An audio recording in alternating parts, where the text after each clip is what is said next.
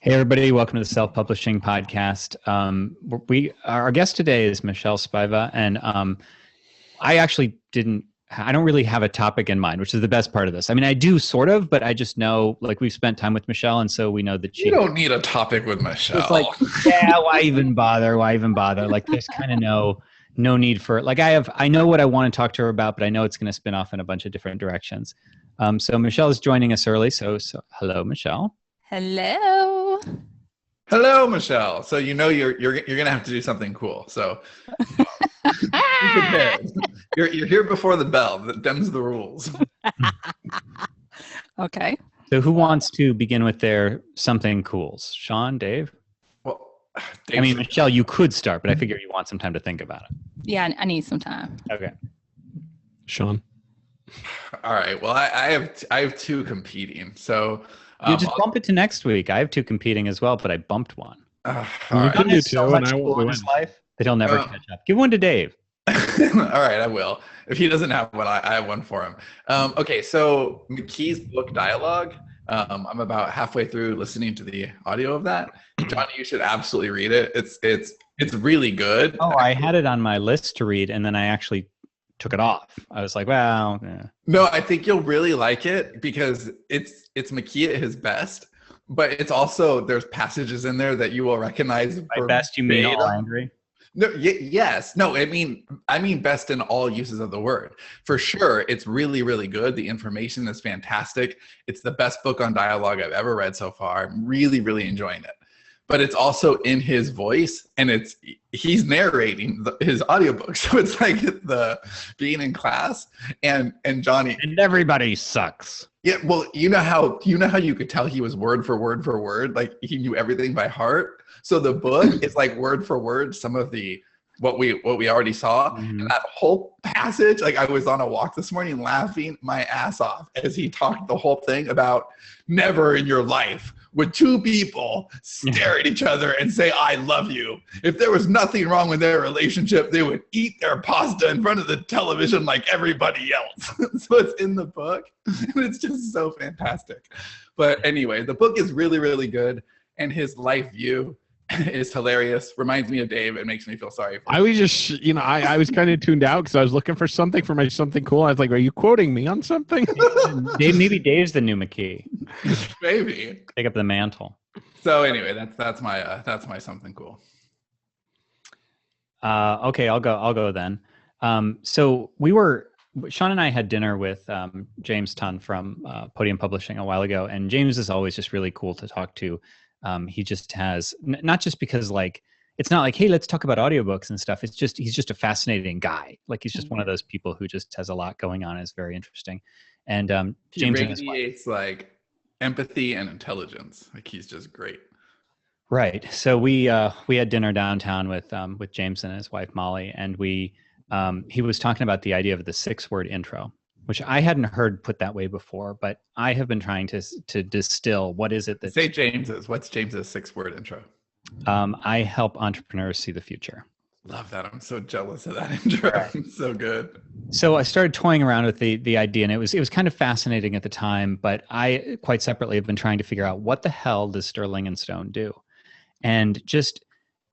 it's really hard to have an elevator pitch, and people will say, well, what do you do? And I say, well, I mean, I write, but we also have podcasts, and we have this event that we do, and we're writing scripts now, and we also do a lot of author education, and it's just like this mess of like, what do we do? And then everybody just kind of like their eyes glaze over and they kind of wait for my description to end because they've given up a while ago. And so I've been doing a lot of like figuring out what we do. I did an org chart sort of deal, and was just like, I've been thinking a lot about the business, and I looked at this and I said, I kind of think I know what it is that we do. We do two primary things. We basically educate people. We make, and then that became, we make smarter artists, and we tell stories. And Sean goes, okay, I got it. You can make the 6 words. We make stories and smarter artists. And I thought about that, and okay, like that's kind of interesting. And then I got to use it for the first time, and that's actually my something cool, is that I got to use it for the first time. Because usually I just kind of, I'm a writer, blah blah blah blah, and I kind of make the question go away because I don't want to explain it. But I did. I got to use it over dinner with some friends who we don't know them really well, so they didn't really know what I do. And it worked. It was kind of neat. It was kind of neat to be able to use that for the first time and know what the hell it is I do. So I thought that was cool. Awesome. Dave. My something cool is something rather old, actually. And it's something I feel like it's one of those things, like it's an author that I pretty much ignored all of my life until only recently. And I started reading like his nonfiction stuff, his autobiography stuff, Isaac Asimov. Oh. And the dude has written over 400 an amazing, yeah. And it's not just, he wasn't pumping out like werewolf erotica. He was writing books that demanded a ton of Sorry, all you werewolf erotica authors out No, there. I mean, he wasn't just spitting out stuff like that's quick to write. He was writing like his nonfiction stuff was like just the amount of research needed to do it just astounds me that anybody was able to do that much and then also write all the fiction books. I mean, the man was a machine, and oh my God, I'm just like I'm reading his stuff, and I'm like, wow, I wished I'd read him when I was younger. I'm just like blown away by him. Yeah, he's in Robot Proletariat. They actually follow the Asimov laws, like for robotics. Like they adapted them, but they're pretty much the same. Want to hear an amazing Isaac Asimov story? It's my favorite. Okay. So he's at a. Hey, all you out there, compare this to your favorite Isaac Asimov story. All right, so there's a dinner party in New York, and I don't know, maybe it's in the 70s, I'm not sure. And there's these two people, and they're debating the latest Isaac Asimov book, and they're having this like real long, drawn out conversation. And one person has one opinion of it, the other person has another opinion, and the third guy walks up and he says, "You guys are both totally wrong." And then he says what the book is actually about, and they both proceed to turn on him and tell him why he's wrong. He's a total idiot.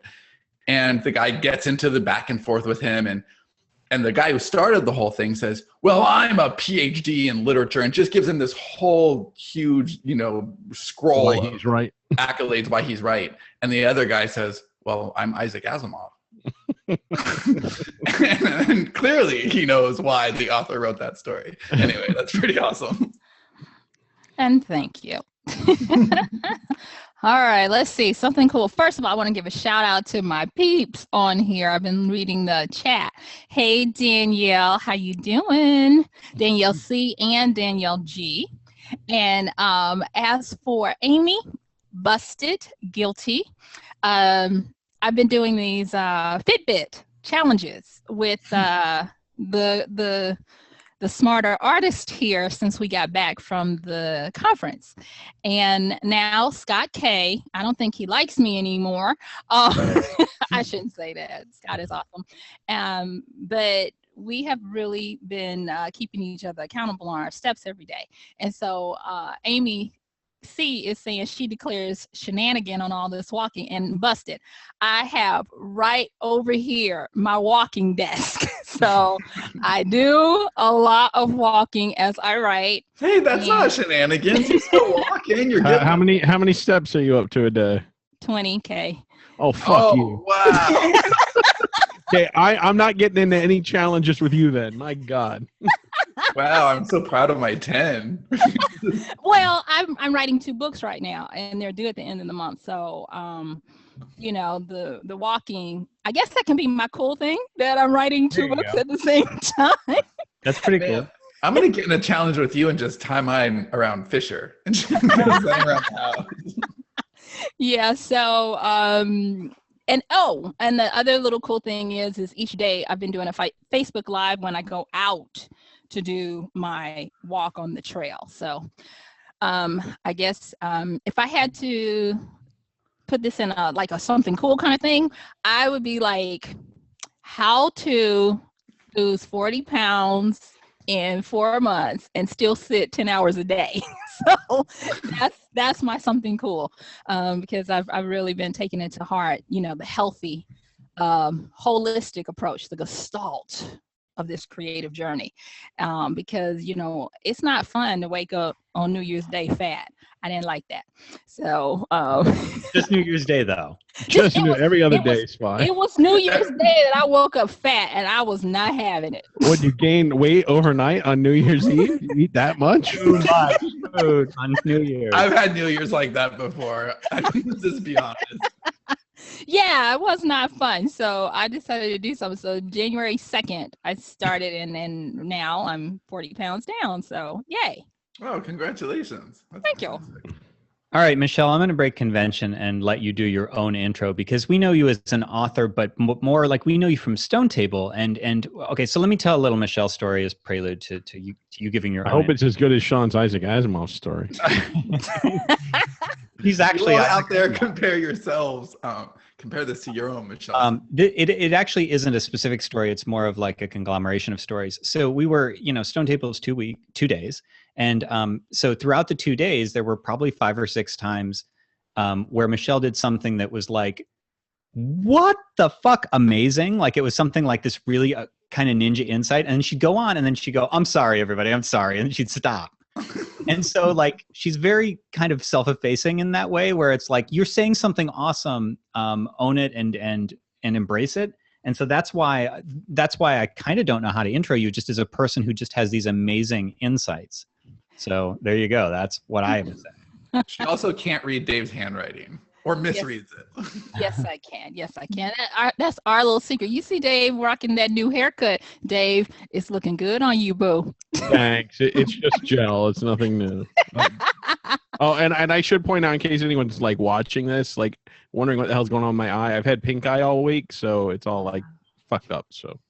Oh, now I'm gonna get it. Thanks, Dave. I thought it was like a new tat or something. So no, yeah, it's like a single. I thought you were trying to be goth. So on with your introduction. Okay, well, hey everybody, my name is Michelle, and I write books. I write the naughty, if you will. But outside of that, I guess the biggest secret is that since 2012, I've taught over 15,000 people how to write fiction, and helped about 10,000 of them keep their sanity. Prior to me coming into this space, where I'm willing actually to say hello. Most people think that I'm an extrovert. I'm not, and I kind of like to be behind the scenes. And so I was a therapist for a lot of years, as well as a financial analyst concurrently. Yeah, that's what happens when you work for nonprofits. So anyway, you have to work during the day. So to bring that up to why some people might know me, I am the person that you talk to when you have got some kind of block, when you want to either write a book, can't get a book, don't know what's wrong with you. Are you crazy? What's going on? How to get the book written? I'm that person that a lot of people usually find, and I work with them behind the scenes to get them either back in the saddle, or to get them in the saddle, or to help them know how to construct their saddle. And so over the years, I've actually started embracing, thank you, Johnny, some of the comments. And so now, some people call me, fiction story muse, or, muse confidant and that kind of stuff. Because I guess from all those years as a therapist, I just don't talk about it. It's kind of like Fight Club. We don't talk about the crazy, we don't talk about the author crazy. So that's kind of been where I am. And actually, it was weird at SAS. I kept getting former students coming up to me and saying, hey, Michelle, hey, Miss Michelle. I'm like, hi. And they're like, you taught me this, or I got that, or we talked here, I was in your mastermind. And I was like, oh my gosh. So it was very humbling to see that many people. I think one of them is actually a new employee of yours, a guy. This is sad. I can't remember his name right now. Well, but anyway, we have one new employee who's a guy. Should we tell you, or do you want to keep fumbling? Tell me. Adam? Yeah. Yes. I should have remembered that. So anyway, it was it was really cool. But yes, I am a full-time author, so I don't just teach this stuff. I'm actually in the trenches doing it, because I have grown people's bills, and yeah, so my book royalties and stuff paid the bills. So I don't know if I did an okay job with introducing myself. You should but apologize for it. Yeah. Hush, Sean, I'm coming over there. Hush. Yes, that was a good introduction, and I remember. I wish I could remember the exact quote, but when you were describing why you write the naughty, as you said, and like about aliens and stuff, you were like, well, the women down here are just sick of all the men on Earth. They got to go to the aliens. So that's they do. They do. Up there, those guys, they act like our dreams. I shouldn't say that, but enough women read it for me to believe that they might want that. So, and plus you can do crazy stuff. You can break rules up there that you can't hear. Unicorns. Yeah, exactly. Alpha unicorns. I want to write alpha unicorn. I write them. They're cool. Do the beta unicorns have like limp horns or No, what? they're just stubby. They're just really stubby. Yeah, stubbies. Okay, you gonna see that in the book when you just trust and know that. Johnny, remember Edward Stubb in Genesis? I do. All right. So where I think I'd like to begin here is you did, and you talked a lot about reader psychographics when we were talking before, and I thought this was actually super fascinating. The idea that different age ranges had, and it was just like she was like, okay, let me just tell you, you guys don't even know, but let me just explain to you which typically which kind of readers, because you have this big psychology background as well. Mm-hmm. So you were talking about which types of readers and age ranges of readers, tended to. Like there was an evolution, right? Like an reader who started here evolved into something else. Yeah, David Gaughran was talking about the reader journey as far as when they get your book and the journey they have, with you as an author. But Michelle, you were talking about the reader journey from when they first are Dick and Jane in it, all the way to when they're Matlock in it. Dave's Dick and Jane in it right now, I think. Yeah. Well, okay, so. As you said before, I do have a psychology background, formerly trained in that. And what we had to learn, if we were doing the different types of ways to approach how people think, how people change, and those types of things. So we were actually taught formally how, what stages and tones people are in for how they learn, depending on where they are in their lifestyle or their lifespan journey. So what I was talking about was when you are wanting to really get a reader and you want to hook them, you want to create a craving in them subconsciously, you want to do that dance with them.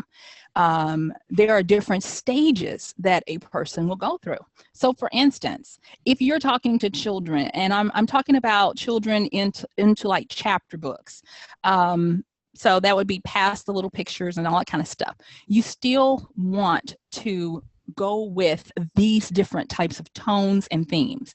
So a tone or theme would be wonder and magic. And the reason why is because of the way the child views their world. It's still new to them, exploratory. And so everything is possible. They haven't realized yet that everything sucks and you're going to die. Exactly. They haven't met you, Dave. At what age do they spiritually meet the Dave? Oh, okay. So if I'm doing that alongside ages, now, of course, I don't want to say this is categorical because, you got different kids doing different things. But that age of wonder and magic is going to be anywhere from around 5 to 6 up to about 11 to 12. And if you wonder how that works out, look at the Harry Potter series. So when she first starts out, Harry is about to go to school. He's probably in what we would call primary school, around 3rd, 4th grade or something like that, right in that sweet spot for the wonder and magic. As she progresses, I think to around book 4 through 7, she starts to move him along with her readers into the next stage of magical love. So that's when you start seeing the relationships between him and his love interest, Ron Weasley and Hermione, because now they're bringing in the magical wonderment of love. And that moves you into those tween years. And then going into books 6 and 7, you start to see the love angst. You know, we're into love now, but it sure is as hard as hell, you know, and nothing is ever right. And so that's how you get that angsty stuff. And so where do you go to the angst? No love, just angst. Angst is, you know, and I will say this. If you notice, if you wanted to hit the 3 major categories of where most books are going to land if they're going to sell, you're going to write in Wonder, Magic, Love, or which is going to be middle school, up to middle school, chapter book up to middle school. If you want to get into the young adult, you're going to write Magic, Love, Angst, which is going to be anywhere around, well, now we kind of pushed it back. It used to be around 14, but we pushed it back to about 12, because I'm telling you, these little kids, boy. So around 12 up to 18.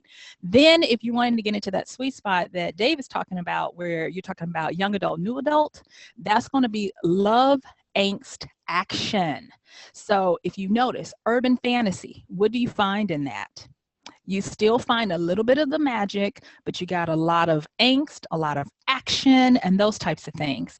And then, oh, and I need to say that in this area, this is going to be a sweet spot for a lot of people, because one thing about readers, when you're young, you want to read up to maybe about 5 years older than yourself, but no more.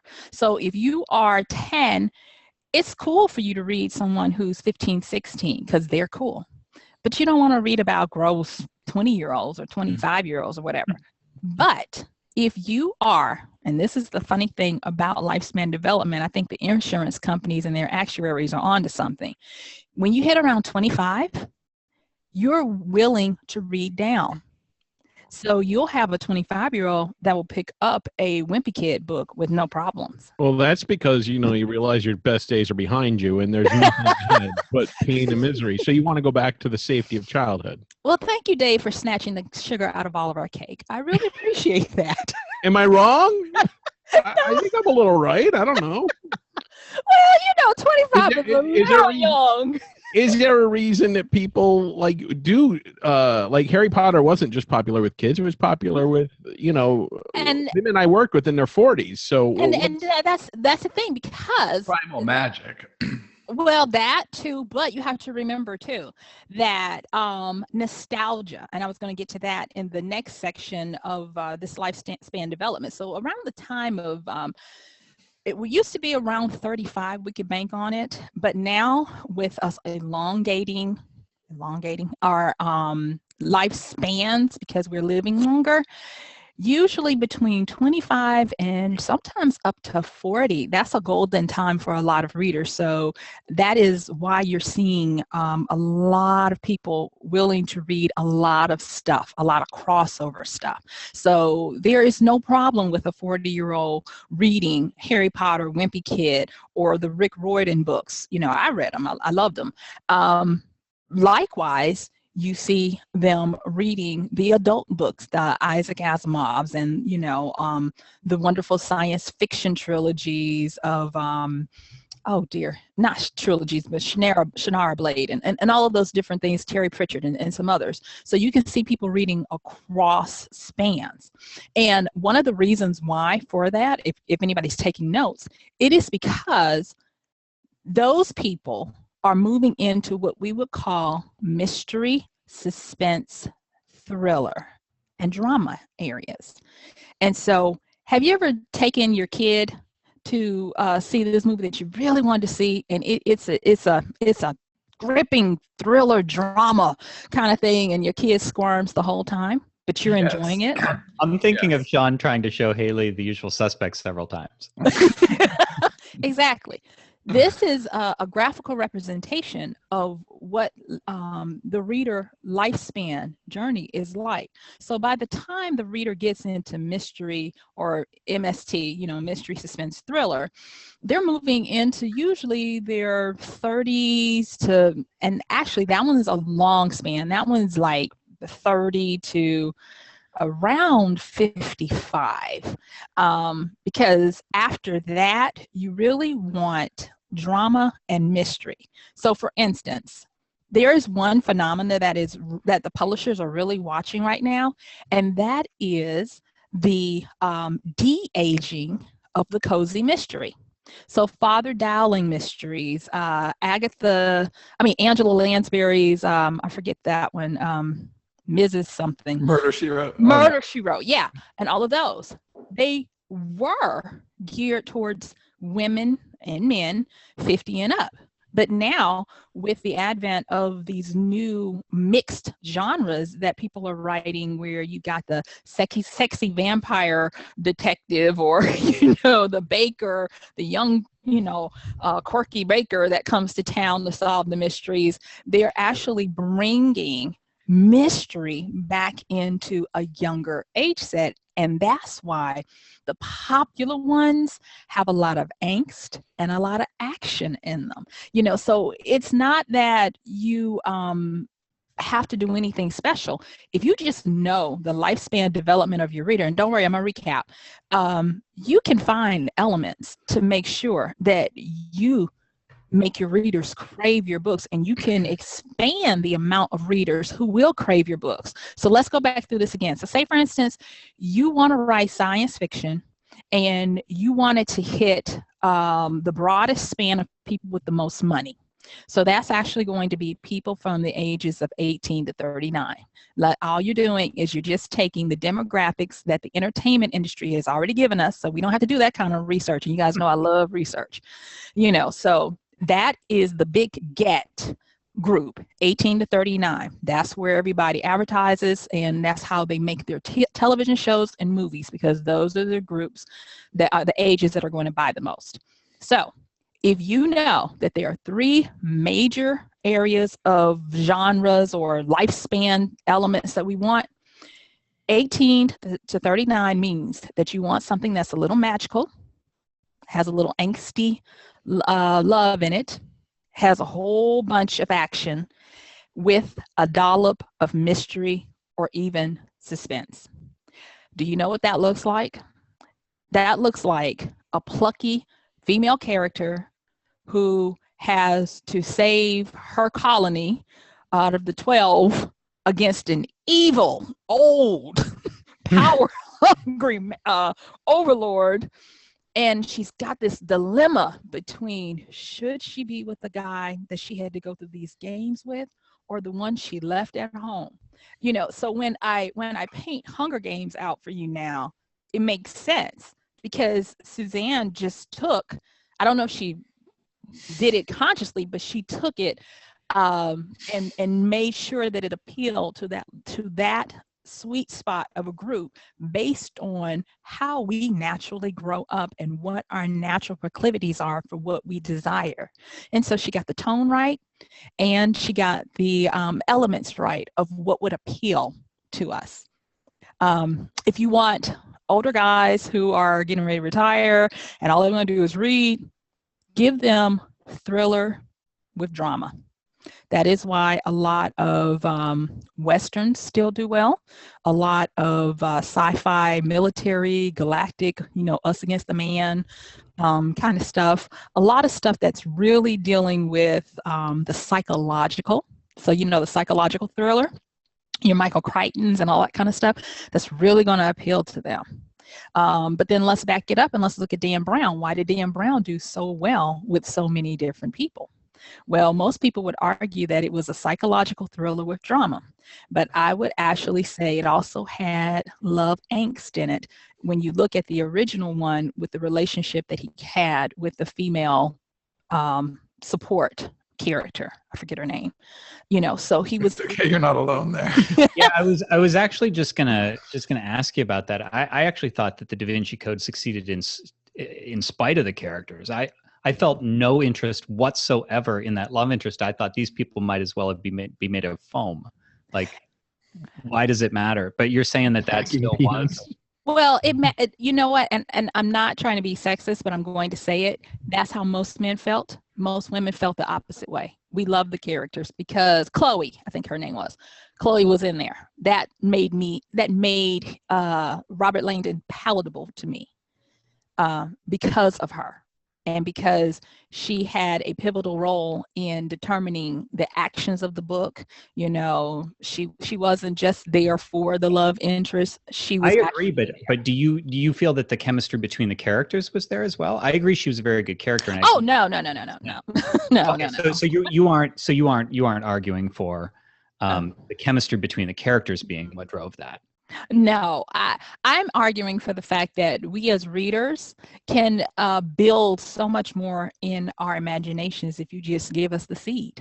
And, you know, we can, because we want something to succeed so well, we're usually willing to help you out. You know, what's that old adage that Bob Hope used to say? He's like, you know, you never should fear stage fright because the audience wants you to do well. And they'll go a long way to, you know, make sure that you feel like you're doing well. So I think that's probably the case here with the Da Vinci Code. Okay, so let me ask you a question that occurs to me here. Now, this is for the author with the long-term career, definitely. Mm-hmm. So I'm imagining when people are younger, they're into, you know, angst and action and all this. And as they get older, they're into drama and mystery and suspense and all that stuff. If you have a reader who sticks with you through the decades, are you going to be able to keep them? If you evolve, like, in other words, can you have your cake and eat it too? If you end up writing for an older audience. Oh, I want to hear it. I want to hear this. I know how I'd answer that, but I want to hear Michelle first. Yeah, curious. Okay, so it's going to differ. You can't categorically answer that because it's really going to differ. You know, like for instance, I'm going to switch genres within the industry. So think about radio, not authors, but radio. If you think about radio and how in the 50s it was hot and, you know, people were there, and now it has evolved into podcasting, you can actually go and find dynasties of people like Westwood One, the guy who owns Westwood One. And yes, Sean, I have been researching this recently. That's where my mind is, and that's why I'm going to talk about it. So just bear with me. I'm getting to my point. No, I haven't even heard the word Westwood One, I think, since I moved from LA. See, but you're familiar with them from back then. Yeah, for sure. Okay, so now they are becoming a juggernaut in the podcasting industry. Oh, that makes perfect sense. Yeah, they've teamed up with Adam Carolla, who is the #1 podcaster for the last 7 years straight. You know, they're doing a lot, and all we have to do is we don't have to study conjecture. We can study the real stuff. And the reason why I'm on this soapbox about authors misunderstanding what industry we're in.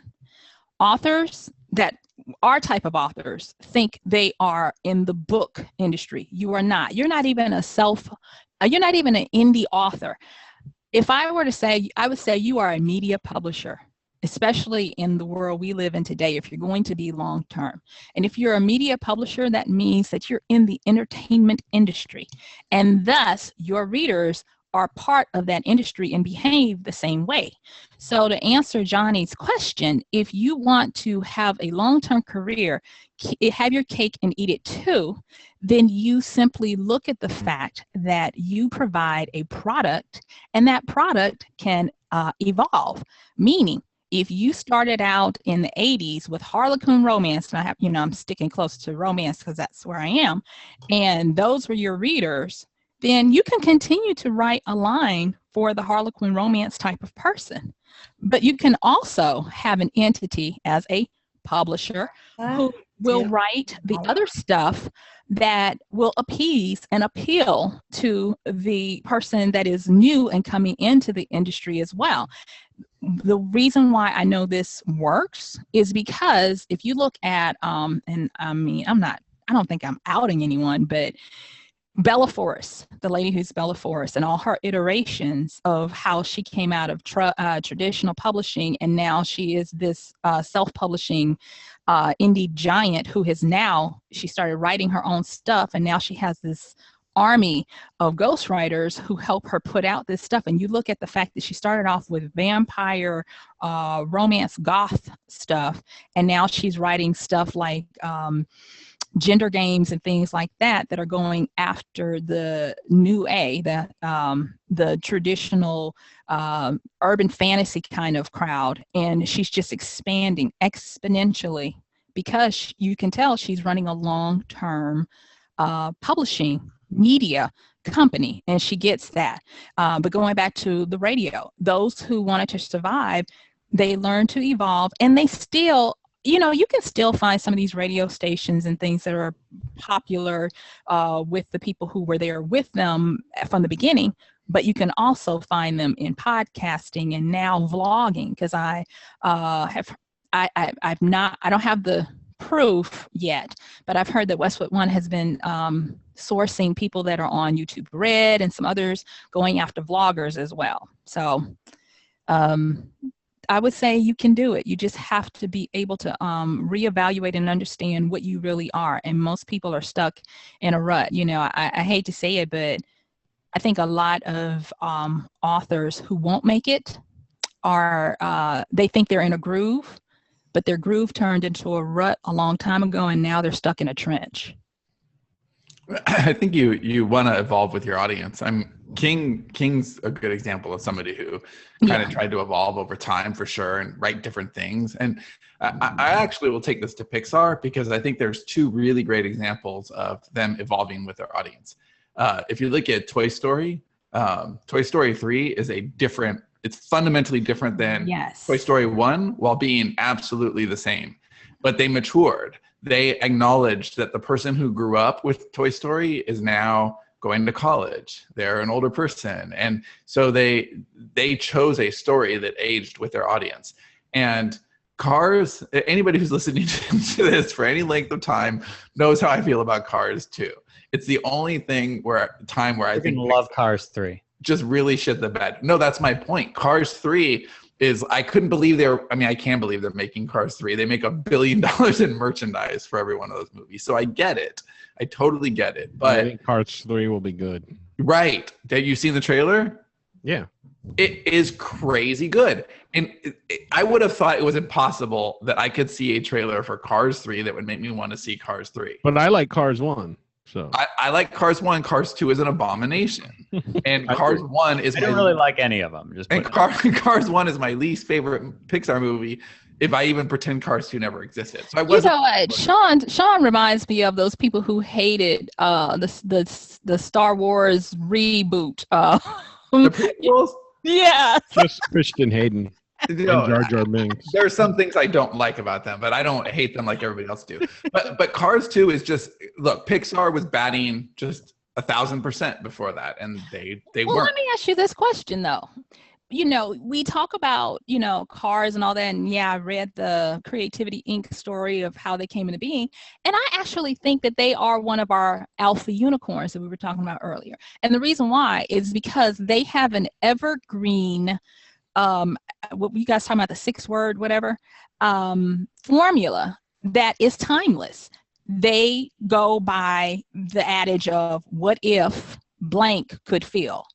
And if you put in cars, fish, toys, they all work. And so, well, right, but Cars 2 stopped working because they took a side character and made it a main character, and then pretended that story didn't matter and just. Let's not pretend that Disney didn't interfere with that a little bit. Okay, all right. But that's so not the point. The point is that Cars 3, the trailer is awesome. It's tonally different, and it basically acknowledges that, okay, the person, like my son would love Cars when he was 5 years old. It was his favorite thing.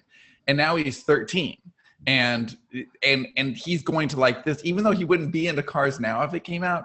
He'll be into this because it's made for a 13-year-old, and they evolved. That's my point. To me, Cars 1 is just a revisitation of Cars, or Cars 3 is a revisitation of Cars 1, where now Lightning McQueen is the older veteran, and right, he's the Doc Hudson now. Number 1, yeah.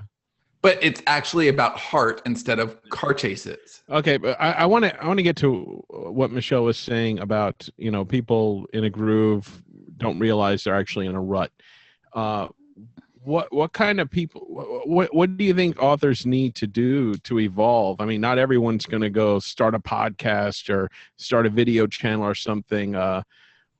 Or is that not what you're saying? Like, I mean, what do they need to do to keep up with, where their audience is going? Is it just like changing the way they write? Is it expanding their media to different formats? What is it?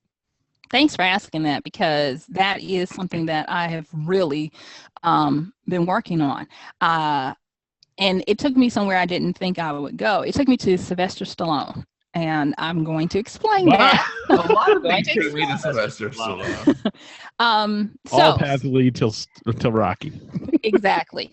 So we know that he had this prolific, franchise and all this kind of stuff. And I love, biographies of creatives, because they really help me see how this works out, because trust me, somebody has already figured this out. We just have to find it.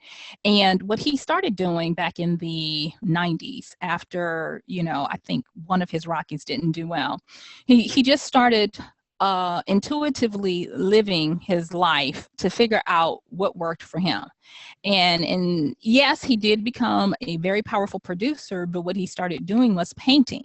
Did you guys know that Sylvester Stallone's paintings sell for a lot of money, and he is an accomplished painter? I did not know that. I did not know that. He is. And so by him going, segueing for his creative outlet outside of his industry, it was actually better for him to be able to start changing perspectives. So I said that to say that when I pull back on the 30,000 foot view and look at him and others, another one, Lionel Richie. I don't know if you guys know, he's one of the most wealthy people in Hollywood.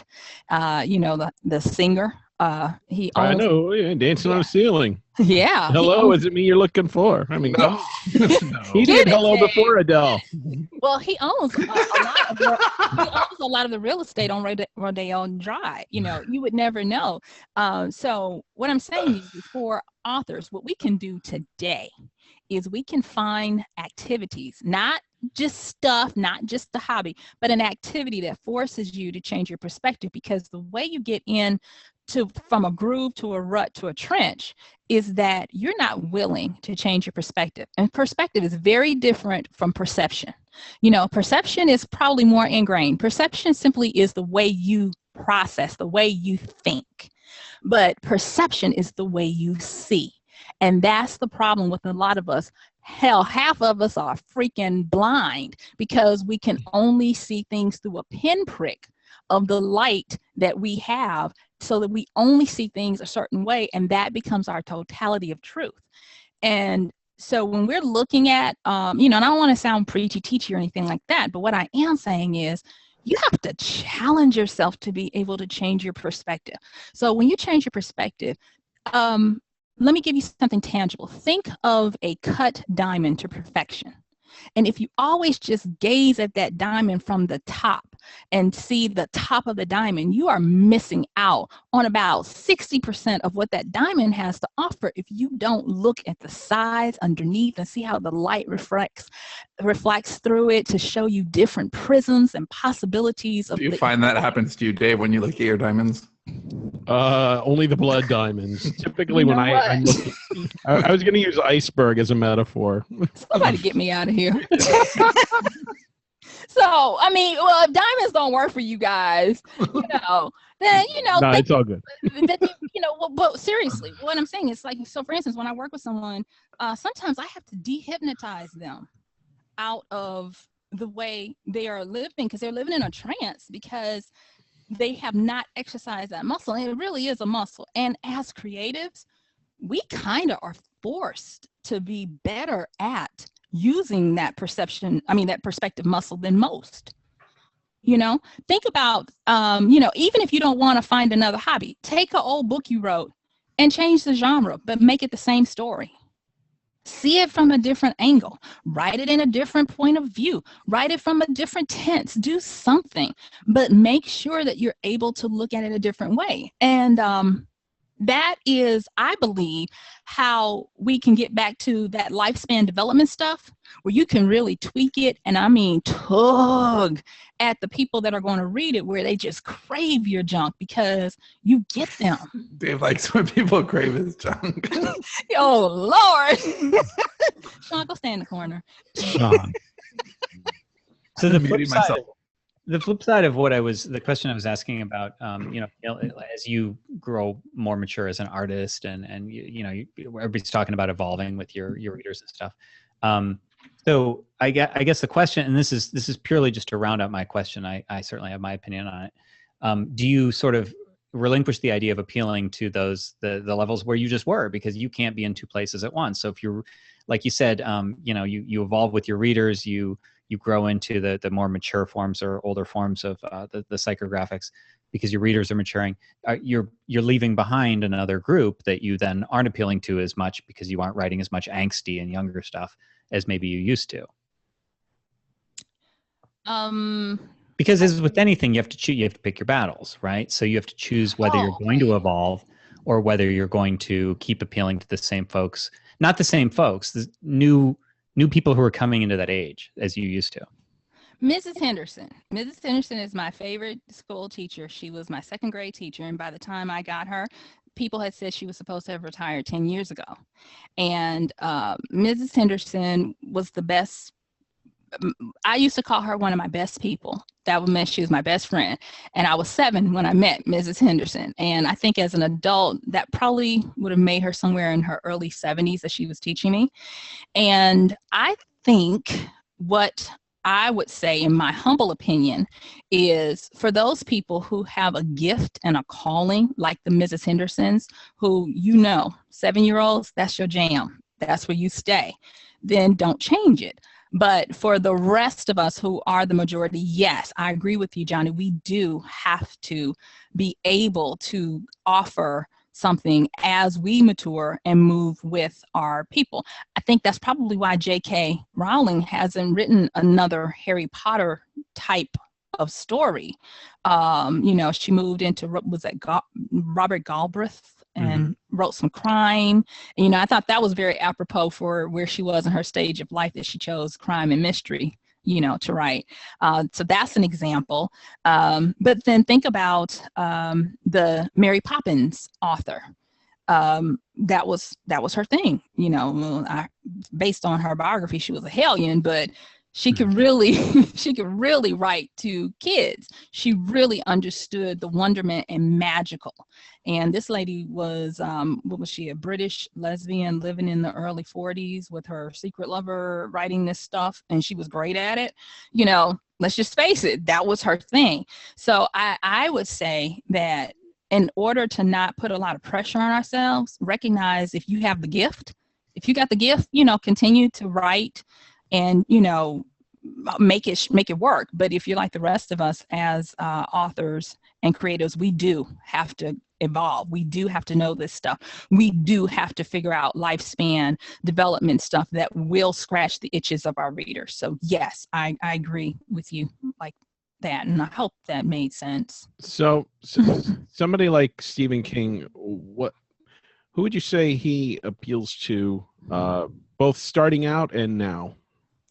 Okay, so starting out, you have to remember he came out of the science fiction magazine, the kind of in horror sequestered realm. The diehards read his stuff. He cut his teeth writing those little articles. Yeah. So when he came up in the 70s, 80s, and those types of things, believe it or not, I think the entertainment industry was still in a bit of wonderment, because, he's out there putting out It and Carrie and all of these things. And what's the tone that you got from his stuff?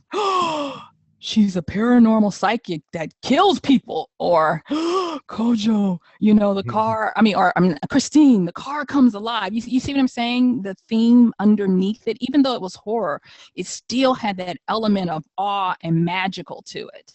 And then he starts moving into the Dark Tower serious. And you guys, I'm not an aficionado on Stephen King, so correct me if I'm getting some of these out of order. But when you're looking at The Dark Tower, it's got that Western feel to it. It's starting to show a little becoming of maturity of a married father with kids. I hate to say it, but when I started reading the first one, I was like, somebody daddy wrote this, because of how, what's the kid in there, that he's kind of like, Jake? I don't know. Anyway, Yeah. I'm bad with. Yeah. Okay. So you start to see that. You start to see more family elemental stuff. I have not read his most recent stuff, like 21 and those types of things, so I can't really comment on them.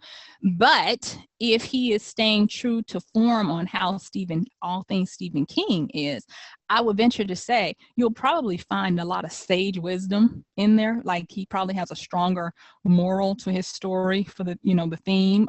Probably has a bit more mental titillation of thriller leanings towards, instead of just the graphic horror. And so he would be a good example of how you mature and bring your fans along with you. Now, somebody like J.K. Rowling, you said she moved away from the Harry Potter stuff. Why not write more of that? Because her audience would definitely read it. I mean, they wouldn't be like, well, I'm too old for that now. I think they'd love more Harry Potter, no matter what form it came in. I don't think it's her readers. I think it's her. Okay. We are the creative, and you guys have heard me say this before. Think about it, y'all. We pay a price for what we do. We are mortal beings, locked in mortal flesh, and every day we poop out immortality. That's Dave's autobiography. So you think about that. What kind of emotional toll was her price to pay for the Harry Potter, especially under the circumstances that they say she wrote it as a single mother on welfare? Mm-hmm. Is the same person today, who is the wealthiest woman of the UK, able to sit down and create more Harry Potters that will do what they did for her readers then? That's the Cursed Child is an example of her maturing. She writes a book about Harry grown, and he's despondent. He's like, whatever, apathetic mess, hot mess. So. Or she wrote the script for Fantastic Beasts. I mean, that's taking her stuff horizontally. Like, okay, I'm going to try a totally different medium. New medium, right? Same. Are there kids in there? The protagonist is a grown man. No, yeah, it's a grown man, but it's still her. Well, I was actually going to give a parallel in King, actually, that I thought of. I actually don't really love this parallel, but I think it exemplifies what Michelle was saying. Is one of my favorite books is The Shining. Mm-hmm. So, Danny is the child in that, and then Dr. Sleep is after Danny's grown up. Now, I didn't like Dr. Sleep. I didn't like it. Spoil it. Right, but the point is that he was I'll spoil it because it was like your favorite book. Yeah, it was. I just pretend that it doesn't exist. But the point is that this like isn't really a spoiler, Dave. You could read this on the dust jacket, but Okay. it's like he's not doing so well, right? It's kind of like, well, now he's grown up, and that didn't work out very, very well for him. Whereas even The Shining is this terrible like subject matter, but it does still it's triumphant, and it's magical in its way and stuff. And in Dr. Sleep, it's kind of like, well, I'm old now, and that didn't work out very well for me. But you know what? Okay, but okay. So The Shining. I mean, when did Dr. Sleep come out? Because I vaguely 5 years ago, something like that. Yeah. So okay. So this is another thing too, and you guys are really into McKee. If you look at like cinematography history, they always parallel it with the social commentary of the day. So when The Shining was out, social commentary was almost anarchy. It was, shocking, self-expression. And now we are all about community, and I hate to say it, but we're all about community confinement of political correctness and shaming folk. So even if you are 100 years old and you write a book in the 70s through the 90s, that tone is going to be different if you try to write the same book in the 2010s to 2020s, just because of the political and the social economic environments that we're in. And I think that might be what I'm hearing from how you're describing the second book. Well, so here's a question. Maybe we close out on this one because we're getting close to time. But I want to say it was you who talked about this, and I'm not 100% sure. So let's just find out. But I think that you talked about the difference between an internal focus and an external focus. Like I think it had to do with a shift in the times, whereas we used to look outward at some time, and now people are looking more inward. Is that right? Can you describe that briefly? Yeah, in context of writing or what? It had to do with the stories that were told, I believe. Oh, okay, yeah. So internal and external outlook. Right now, we're more inwardly focused, and the reason why we're more inwardly focused is because we have more opportunity than ever to be seen. So if you're seen, that means it's going to make you look inward. So the stories that we tell are going to be more exploratory of the issues that we want to explore. Have you ever been to that, or not been, forgive me, I forgot my audience here. Have you ever seen or heard of a counselor or a therapist and you like, they cuckoo, they doing this for them. You know, they're the ones that need the help.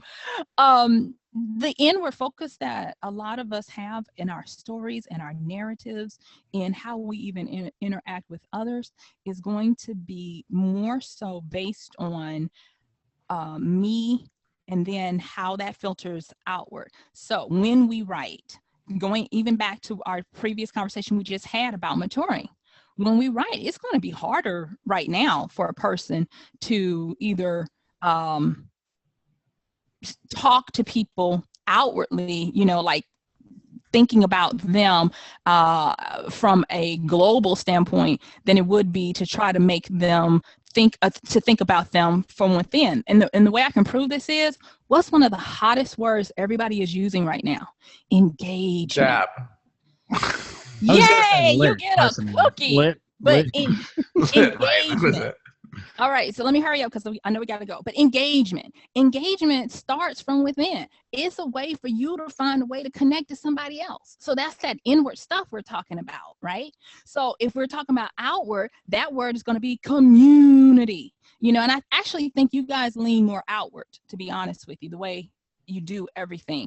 It's more of an outward kind of thing because it's a global type of thing. And it doesn't matter whichever one you want, you do. Both of them work, and you can do hybrids of them. But yes, there is a difference from when you are inwardly focused as well as when you're outwardly focused. And both have pros and cons. And I'm looking at the time, so I'm not going to go into those. But wow, good thing you're on it. All right. Well, so with that, with you calling the time. Well, no, I just felt like I rambled, so I didn't want to. No, it's all good. It is at the hour, so we will. Beth asks, "Can Michelle come back, please?" Well, I have it on my list. I want to ask Michelle if she'll speak at the summit next year. So, yeah, she's great. So if you were at the summit, Michelle got up and got a lot of kudos like that we didn't even get. Like, bring that back to that other lady. Like, she came up and talked about. I think she should be our opening speaker. Yeah. You guys are sweet. But no, but I do want to say this before, if you guys will allow me. Yes. What I want to leave you guys with is that I really believe right now, if we're environmentally scanning, that was our word, the amount of attention that is ready for the pickings that you can garner is going to be really important for the next 2 to 3 years. And when I say attention, I just really want to put this out there and let you guys know on it. The successful author is no longer just about marketing. The successful author is all about understanding and getting and handling attention. So you guys have kind of like been in a university for the last 4 years of how to get attention and handle it. And I really think that this is an excellent opportunity for you guys to help a lot of people, because most folks, if they got success today, the way success wants to come to them through the market, they wouldn't be able to handle it. But you all have already been there and done that. You're over being scrutinized and getting the kudos as well as the slams from the evil trolls.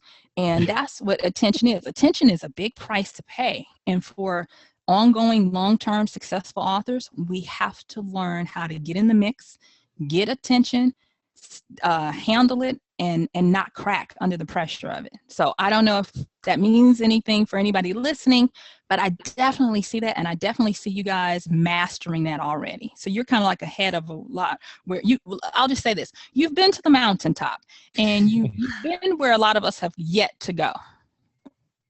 Well, thank you very much, Michelle. They're like, huh, what?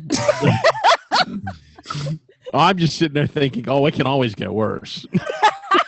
Get worse, Yes, which Dave. means that it's really bigger bad mountains right to now. climb. Hi, Dave. Just so we're clear, it can always get worse. So that means the prerequisite is that it's really bad right now, right?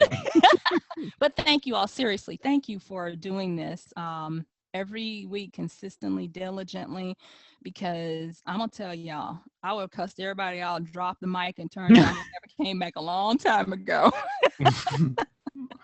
Oh, that's very, very sweet. Thank you. Thank you very much. So anything you want to tell people about Michelle before we let you go? Where to find you, website, Where to find or you, anything you want to know about? Oh, wow. You know what? Somebody else asked me that. I was trying to get my website to act right. I have bookthemuse.com. If you want to just talk to me, you have to pay, but no. Bookthemuse.com. Yeah, the reason why I say that is because I get a lot of people that want to do a confidential consultation. Sometimes they want to rant and rave. Sometimes they want to have a therapeutic conversation, but sometimes they want to just hash out their creative thoughts to see if they've got a book or what they have, and they don't want to hear it again. They don't want to have the fear of somebody finding out and taking it and running with it. And so that's kind of evolved over the last few years.